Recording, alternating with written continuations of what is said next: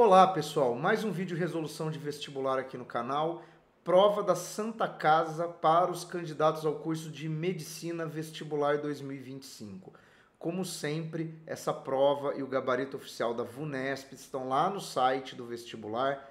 Link aqui na descrição do vídeo que já te joga para o site oficial da VUNESP para você baixar o gabarito e o caderno de questões. Só lembrando que para os candidatos aos outros cursos da Santa Casa vai ter outro vídeo com a resolução dessa outra prova, tá?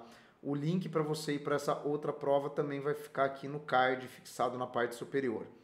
Vamos rapidinho para a resolução para o vídeo não ficar longo. Pessoal, olha lá, questão 21 até a questão 30 vai ser a resolução dessa prova, tá? Depois começam as questões propriamente de geografia.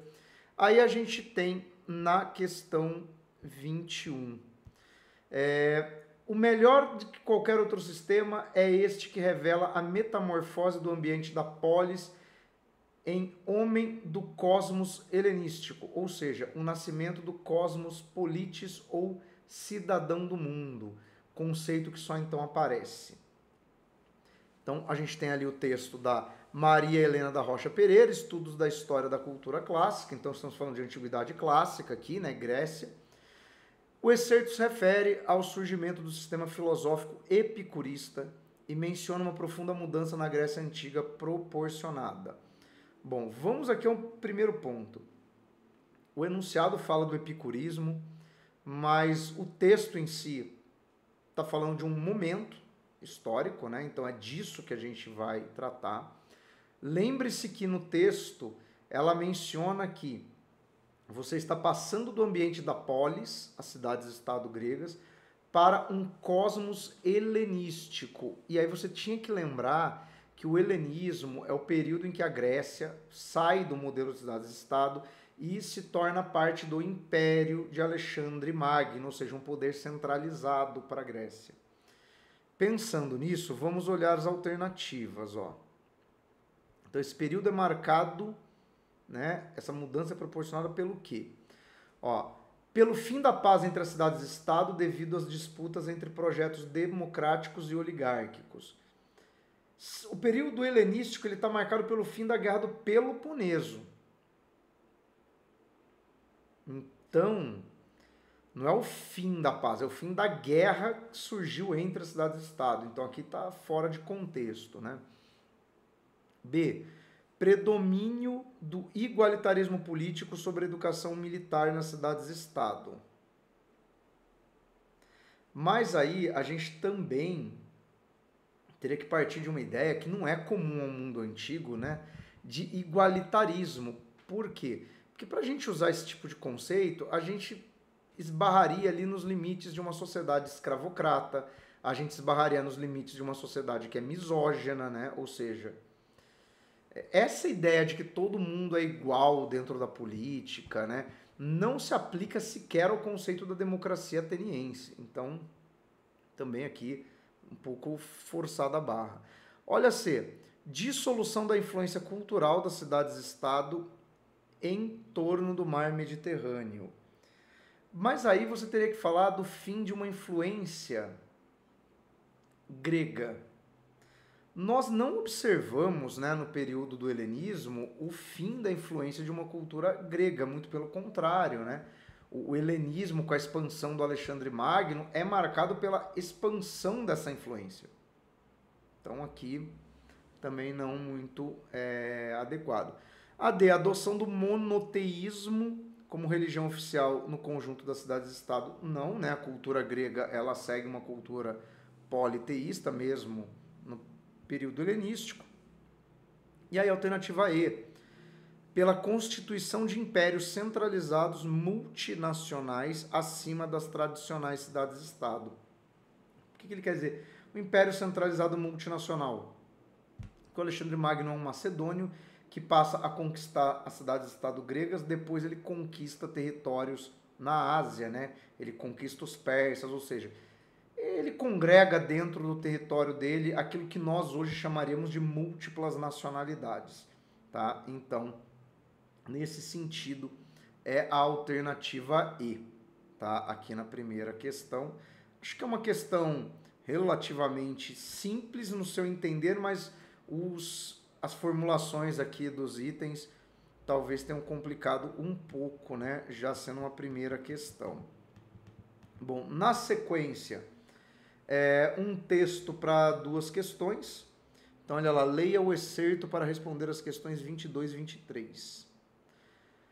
A Itália não era, na época do Renascimento, uma nação, mas uma nação de nações. Uma nação de nações que, na segunda metade do 400, vivenciou uma espécie de pioneiro equilíbrio entre o poder entre os principais estados, pois, dentre todos eles, não havia na Península Itálica, na época do Renascimento, nenhum estado que pudesse levar a cabo um processo de unificação política. Não havia nenhum com uma formação social semelhante àquela que existia nos outros países da Europa e que permitiu o aparecimento de uma monarquia absoluta, de um estado resultante de uma articulação entre nobreza fundiária e monarquia dinástica, cuja autoridade agia no ápice da pirâmide de poder, mas não na base, na estrutura dos direitos senhoriais. Tá, Modesto Florenzano, Lições da História Moderna. Bom, aqui o texto basicamente está dizendo, né, da transição da Idade Média para a Idade Moderna, Renascimento, e chamando a atenção para o fato da Itália não constituir nesse momento um Estado unificado, né? A Itália só vai se unificar no século XIX. Vamos ver o que a questão 22 trata. O excerto entende a formação dos estados absolutistas da Idade Moderna como resultado. Isso aqui está no final do texto, ó. Tá aqui, ó. Resultante de uma articulação entre nobreza, fundiária e monarquia, cuja autoridade agia no ápice da pirâmide de poder, mas não na base, na estrutura dos direitos senhoriais. Então ele está falando que a monarquia absolutista nasce de um arranjo entre a nobreza, que mantém seus direitos senhoriais, e uma monarquia absoluta. Então vamos lá. Aliança da burguesia mercantil com membro das alianças das famílias reais. Ele não fala de burguesia, hein? Então repare isso. O que está aqui no item A é meio que um senso comum, né? De falar, a burguesia apoiou o rei e tal. Lembro do meu professor na época de cursinho fazendo toda uma mise-en-scène em sala de aula para explicar isso. E aí fica o questionamento, se o Estado absolutista servia à burguesia, se ela era participante dele, por que tem revolução burguesa depois justamente para derrubar o absolutismo? Mas eu acho que muita gente pode ter marcado o A porque não olhou o texto. O argumento do autor não é esse. Olha B. Abolição integral das relações socioeconômicas do sistema feudal. Não, ele fala isso no final. Não age na base de direito senhorial. O que ele quer dizer com isso aqui na alternativa B? Que, por exemplo, não poderia mais existir nenhum traço de relação servil ou de direitos senhoriais sobre a terra. Isso continua existindo. C. Da sobreposição de uma instância decisória sobre os poderes locais. Aqui já parece melhor, porque você tem o rei no topo, mas você continua tendo os poderes locais, que seriam os nobres. Então, acho que aqui vai ser a alternativa C. Processo crescente de democratização das sociedades europeias. Mas ele está falando do surgimento do absolutismo. Como é que isso é um processo de democratização? Então, não pode. E controle gradual das deliberações políticas pelos senhores feudais. Mas aí não haveria esse controle, né? Porque é uma monarquia absoluta. O que existe ali é uma confluência de necessidades, né? O rei vai garantir, por exemplo, aos senhores a manutenção do poder sobre a terra. Então, aqui é a alternativa C. Tá? Então, você vai ter uma sobreposição de autoridades. Olha a 23. Aí vai falar da unificação, né? No processo de unificação e formação do Estado italiano, que só ocorreu séculos depois, na segunda metade do 19, realizou-se em um panorama europeu marcado pela... Então vamos lá. Como é que é o contexto da Europa do século XIX? Então aqui a gente vai ter nacionalismos, né, ideologias, então vamos ver o que cabe melhor. Eclosão de guerras generalizadas entre as nações capitalistas e pelo início da hegemonia britânica sobre a economia mundial. Mas a Inglaterra já começa a ter um protagonismo no século anterior, né, no século XVIII, Revolução Industrial. Então, vamos ver as melhores aqui. Consolidação de governos populares nos estados nacionais e pelo apoio da Igreja Católica às unificações políticas da Europa Oriental. Não, inclusive a Igreja Católica é contra a unificação italiana, né? Porque faz com que diminua o poder político do papado. Então, que não, né?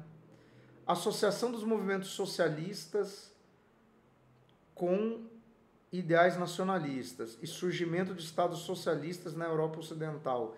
Também não, nunca existiu um país socialista na Europa Ocidental, né? Só no leste europeu. E mesmo assim não é nesse contexto, já é no século XX. Então também não pode ser. Propagação da economia industrial no Ocidente Europeu. Aí pode ser, né? Segundo a Revolução Industrial. Ampliação dos conflitos entre as potências do continente. Pode ser, porque você tem ali no século XIX, no início a Era Napoleônica, depois você tem o Segundo Império Francês, né? As disputas imperialistas, aqui faz mais sentido. E permanência da ordem política imposta pelo Congresso de Viena. Não, porque aí seria um Congresso de Viena, ele estabelece uma volta do absolutismo, que cai por terra ao longo do século XIX com as revoluções burguesas, né? E a repressão ao socialismo coordenada pela Santa Aliança, também não, a Santa Aliança reprime movimentos liberais. Então, aqui, na questão 23, alternativa D. Tá? Questão de contexto, né? Sempre aí bastante interessante. Ó, duas questões de contexto, né? A 23 e a 21. Vamos aqui para 24, ó. A primeira fronteira do Brasil não foi o Prata ou a Amazônia, mas o Nordeste. Foi aí que nossa integridade territorial correu o maior perigo.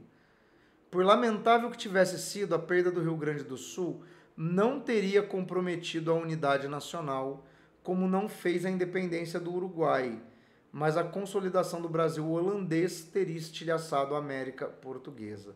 Evaldo Cabral de Melo, Negócio Brasil-Portugal, Países Baixos e Nordeste. Bom, ele aqui está falando, né, da questão de como que o Nordeste, no período colonial, tinha um peso muito grande, né, para aquilo que a gente entende como experiência do Brasil colonial, unidade territorial, coisas do gênero.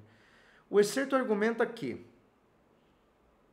o Nordeste constitui um enclave de significativa importância geoeconômica em meio aos extensos territórios luso-brasileiros. Parece interessante, né? O Nordeste tinha o peso ali do ciclo do açúcar, então pode ser o A. B. As controvérsias luso-espanholas a propósito das colônias americanas foram pouco determinantes para a configuração geográfica do Brasil. Não, porque, vamos lá, a configuração geográfica do Brasil se dá primeiro pelo Tratado de Tordesilhas e depois pelos acertos que vão resultar em novos tratados, né? O principal é o de Madrid, a partir do momento que você tem colonos originários da América Portuguesa entrando em um território que, pelo Tratado de Tordesilhas, seria espanhol. E aí você vai ter desdobramento depois nos processos de independência e configuração das fronteiras. Então, não, né? C. A aliança da monarquia portuguesa com os holandeses garantiu militarmente a separação de Portugal do domínio espanhol na Europa. Nossa, aqui eles estão misturando o contexto da União Ibérica com o contexto da invasão holandesa. Nossa, não, aqui tá uma bagunça. Não, tá tudo fora de contexto aqui. É por conta do domínio espanhol que você tem todos os desdobramentos que levam os holandeses a invadir o Brasil. Então tá tudo equivocado aqui. D. Manutenção do litoral nordestino ao Império Português era essencial para a exploração das minas de metais preciosos nos sertões coloniais. A mineração é no Sudeste, não tem nada a ver com o litoral do Nordeste. Os acordos diplomáticos solucionaram de forma pacífica as divergências entre as metrópoles coloniais europeias pelo Nordeste brasileiro. Não, foi conflituoso. Então aqui na 24 é a alternativa A, né? É a importância econômica, tanto que o autor menciona, né, que a perda de outros territórios não foi tão dramática, porque não eram regiões tão importantes, né, em termos da economia. Questão 25, vamos lá. Desde o final do século XVIII se ampliara o comércio ilegal de livros censurados que chegavam nos navios misturados a mercadorias comuns, alimentando as imaginações dos descontentes com a situação colonial. Para as autoridades espanholas, as colônias estavam inundadas por uma variedade de gazetas, diários e suplementos repletos de absurdas proposições, muito parecidas com as ideias diabólicas que os revolucionários de Paris apregoavam. Bom, aqui a gente está falando, deu meu microfone aqui, acho que o áudio deve ter ficado melhor. Aqui a gente está falando do contexto da difusão das ideias liberais, das ideias iluministas, que tem a ver com os processos de independência, né? E que vem dos mesmos pensamentos da Revolução Burguesa, da Revolução Francesa. Então, vamos lá. O excerto refere-se ao período das lutas pela emancipação das colônias hispano-americanas, caracterizado pela associação de ideias de igualdade social aos projetos de independência política. Aqui tem que tomar cuidado, porque, embora essas ideias circulem, a ideia de igualdade social não é tão difundida assim. Existe a ideia da igualdade jurídica, mas a igualdade social pressupõe, inclusive, condições econômicas igualitárias, né? Vamos ver se tem algo melhor aqui. Pela influência das transformações da história europeia sobre as elites coloniais. Aqui parece mais interessante, né? Porque está falando do desdobramento da Revolução Francesa sobre um pensamento da colônia. Né? Pode ser. Pela oposição do liberalismo econômico às intenções políticas das elites coloniais. Não, mas é exatamente o pensamento liberal que está influenciando, né? É romper com o monopólio do pacto colonial, é romper com o autoritarismo da metrópole, né? Então, assim não pode ser. D. Pelo clima de liberdade proporcionado pelos déspotas esclarecidos espanhóis. Mas despotismo esclarecido é uma forma de incorporar a uma lógica de Estado absolutista certas reformas propostas pelos liberais, mas que no fim não minam o poder autoritário do Estado. Então não há essa liberdade. Inclusive o texto fala, né, de livros que eram proibidos. Então não pode ser. Pelas profundas diferenças culturais entre os vice-reinos do continente americano, também não é essa a questão, porque ele está falando da influência vinda da França. Então é a B, né? A influência das transformações que estão se processando na Europa sobre as colônias, né? A forma como ele escreve isso aqui no item B, transformações da história europeia sobre as elites coloniais, ele quer dizer mudanças que estão rolando na Europa e influenciam o pensamento da elite colonial. Então aqui é a alternativa B, tá? Mas uma questão aí também clássica, né, de falar da influência da Revolução Francesa, né, dos movimentos liberais na América. Questão 26, analise a charge de Angelo Agostini, publicada na revista Diabo Coxo, 1865. Bom, vamos olhar com atenção aqui para a imagem. Opa, desci demais. Temos ali uma locomotiva, um homem tentando laçar a chaminé da locomotiva, né, e um cavalo ali sendo atropelado por ela. Se o inglês do diabo não me pega, a mula prendo-lhe a comitiva. Reproduzida por Nelson Aprobato Filho, trilhando caminhos com tropas de mulas. Tá, então aqui ele está falando talvez alguma coisa sobre a evolução dos transportes, vamos ver. A charge caricatura o transporte ferroviário em fase de instalação na província de São Paulo na segunda metade do século XIX, mostrando. Então, a questão de interpretação de imagem, né? A. O impacto da modernização tecnológica nas atividades socioeconômicas tradicionais de acumulação de capital.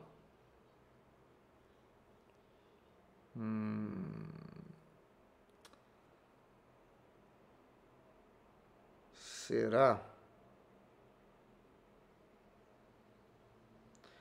A transferência da tecnologia de fabricação de locomotivas a vapor do Parque Industrial Britânico para a cidade de São Paulo. Não. As locomotivas são importadas, tanto que aquilo que ele fala do inglês, não sei o quê, elas vêm de fora, então não pode ser. C. O efeito das novidades tecnológicas na transformação da mentalidade economicamente conservadora do empresariado paulista. Mas aí a gente pode falar de empresariado num momento em que você tem uma economia baseada no latifúndio exportador, né? D. A oposição de setores das classes dominantes brasileiras à exploração das riquezas da nação pelo imperialismo britânico, pelo imperialismo inglês, né?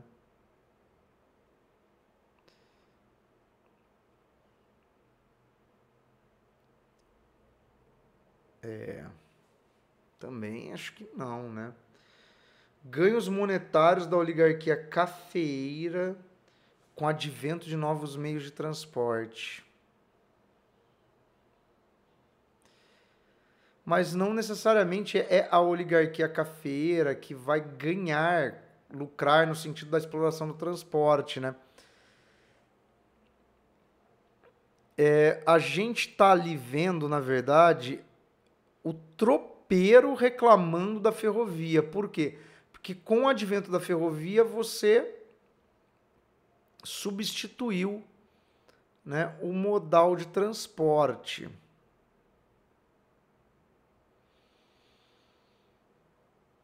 Então, o item A, impacto da modernização tecnológica nas atividades econômicas tradicionais, no caso, o transporte de tropa. De acumulação de capital. Esse acumulação de capital aqui é que pode realmente gerar uma confusão pelo seguinte, né? Até que ponto, né, você tinha ali uma economia de acumulação de capital em torno da questão das tropas. Porque quando a gente usa o termo acumulação de capital, muitas vezes a gente pensa no grande capital acumulado, né? Não necessariamente, né? Pode ser meramente uma menção a uma atividade econômica, né? Repara que essa prova aqui da Unesp, da Santa Casa, né, feita pela VUNESP, ela tem usado bastante o recurso de escrever certos conceitos, né, de uma forma muito mais complexa. Mas o que você vê aqui é isso, né, a chegada da ferrovia e uma reação do vaqueiro tradicional que perdeu espaço, né? Então aqui é a alternativa A. 27, ó, doutrina Monroe, ó, tema também bastante clássico, mas que não é tão frequente, né? A aplicação dos princípios formulados pela doutrina Monroe em 1823, que vedavam o continente à conquista europeia, impunha também responsabilidades. Segundo o presidente Theodore Roosevelt, assim os Estados Unidos tinham a tarefa de zelar pela ordem e pela paz na América, por meio de uma ação de política internacional. Na mensagem de 6 de dezembro de 1904, o Congresso do seu país, o presidente estadunidense conciliou monroeismo com intervencionismo. Tá, então na verdade aqui a gente está falando da transformação da doutrina Monroe, né, na doutrina Roosevelt, já no início do século XX, que é aquela que também é chamada de Big Stick, né? Vamos ver aqui, né? A interpretação da doutrina Monroe, proposta pelo presidente Roosevelt e mencionada no excerto, sustentava o direito de posse dos colonos brancos estadunidenses sobre regiões povoadas por indígenas no oeste do país. Bom, mas aí é que tá, né? A fala do Roosevelt não é sobre os territórios indígenas, né? Ele está falando sobre um poder de intervenção dos Estados Unidos no continente. Então é para fora do país, é uma política internacional.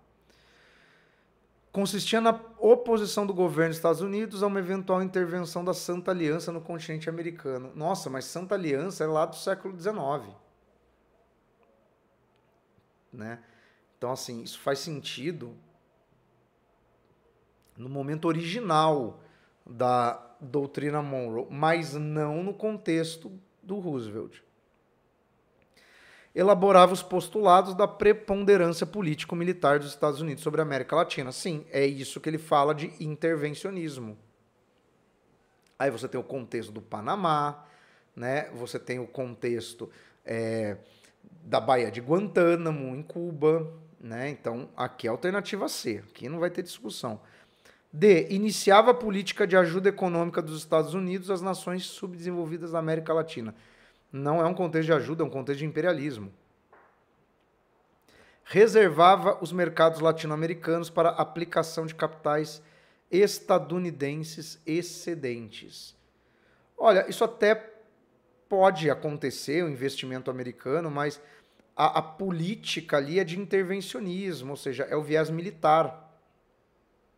Então, a alternativa C é a mais adequada, né? Vamos aqui para as últimas.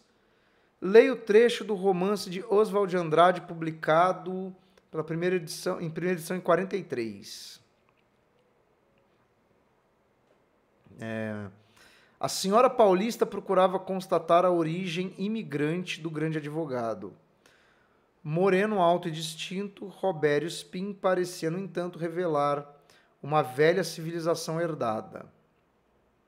Dir-se-ia mais um faquir vestido de lorde do que qualquer produto da massa meridional que fizera florir com seus braços os cafezais de São Paulo. De uma carreira modesta de delegado de polícia, de súbito via-se guinado à Secretaria da Fazenda.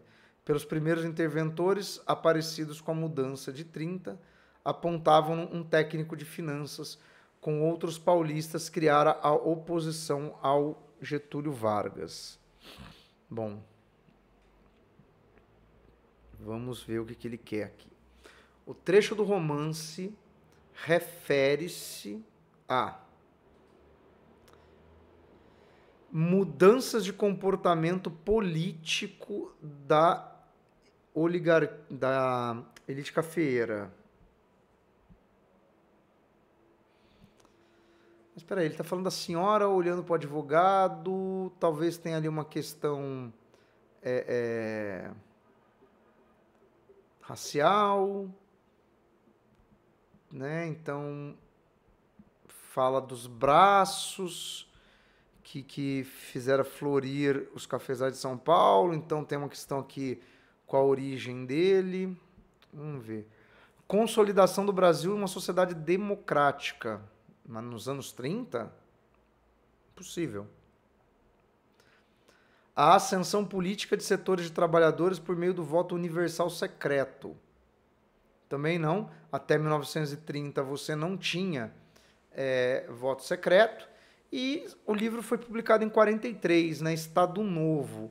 Entre 30 e 43 anos de publicação da obra, e ano que ele faz referência aqui, não teve nenhuma eleição presidencial direta. O Vargas ficou se perpetuando no poder.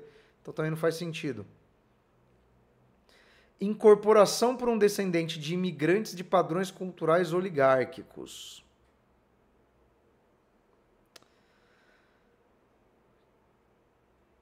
Pode ter a ver com o fato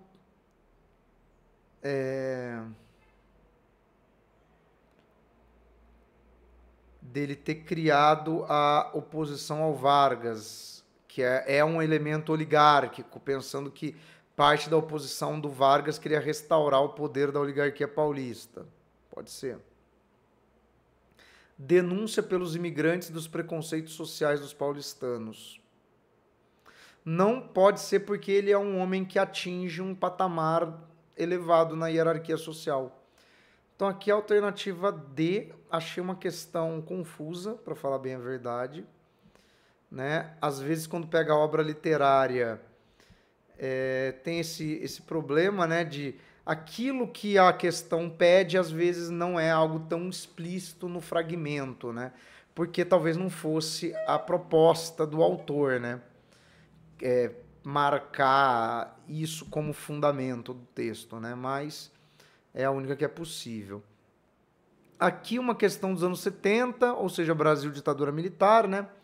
Na década de 70 foi cunhada esta frase em Belém do Pará: a ocupação da Amazônia seguirá as patas do boi. Esse era o modelo de desenvolvimento daquela época e daquela lógica da ditadura militar em que a Amazônia era ameaçada, a soberania nacional era ameaçada. O general Médici tem aquelas famosas frases na inauguração da Transamazônica em 1970. Terra sem homens para homens sem terra. Quer dizer, não existia ninguém na Amazônia. Povos indígenas não existiam. Integrar para não entregar. Tem toda aquela questão, né, do modelo de desenvolvimento para o Brasil pensado pela ditadura militar, né? Amazônia, né, o deserto verde, né? Precisamos vencer a Amazônia, quer dizer, isso também se liga muito ao pensamento de eliminar a floresta, né, de ver a floresta como entrave, né? Segundo excerto, a política do regime militar para a Amazônia integrou as populações tradicionais ribeirinhas ao projeto nacional de exploração de áreas florestais. Não integrou, porque a ideia deles é que tem que levar gente para a Amazônia, né?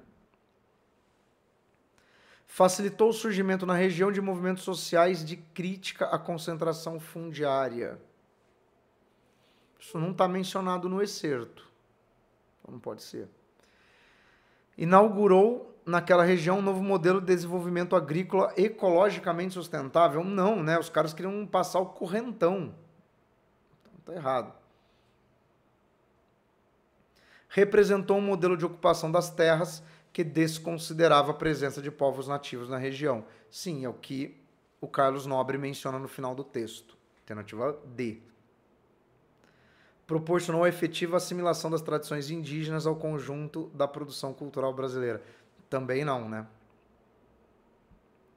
Você vai ter ali, inclusive, um ataque a essas comunidades, seus padrões culturais. E aqui a última questão já seria uma questão até de sociologia, né? Examine a pintura intitulada A Troca do Brinquedo, composta pelo artista britânico Banksy, 2020. Bom, você tem a criança com uma enfermeira com capa, e você tem um Batman, quer dizer, é a troca do super-herói de quadrinhos pelo super-herói ligado ao combate à pandemia, né? Que é uma obra de 2020. A pintura produzida durante a recente pandemia de Covid-19 simboliza desprezo por produtos da cultura de massa em um momento de opressão política. Aí por isso jogou fora o Batman. Carência de recursos das populações pobres e sujeita a riscos cotidianos. Também não, que é uma criança com vários brinquedos. Preservação do espaço doméstico para evitar o perigo do convívio social. Esforço para manter a serenidade e a alegria em meio a milhões de mortos. Ou a redefinição de valores sociais e culturais em um contexto de medo e tensão. Pessoal, como ele está abandonando os brinquedos de herói e colocando o profissional de saúde como herói, isso é uma redefinição de valores sociais e culturais. Então aqui é a alternativa aí, tá? Questão também bem interessante e muito pertinente, né, para futuros médicos, né, se ver como grandes heróis. Então, aqui na questão 30, alternativa E. Como esse vídeo ficou relativamente longo, pessoal, vou deixar aqui o card para a resolução da outra prova da Santa Casa e também link para outros vestibulares de medicina, outras provas, principalmente da Fundação VUNESP, para você que está estudando para outras provas, se preparar, né? Olhar, porque o padrão das provas é o mesmo. Fora isso, se inscreve aí no canal, ativa a notificação, like, hypar, o que tiver, e aguarda aí próximos vídeos com mais revisões e resoluções de questão. Um abraço e até mais.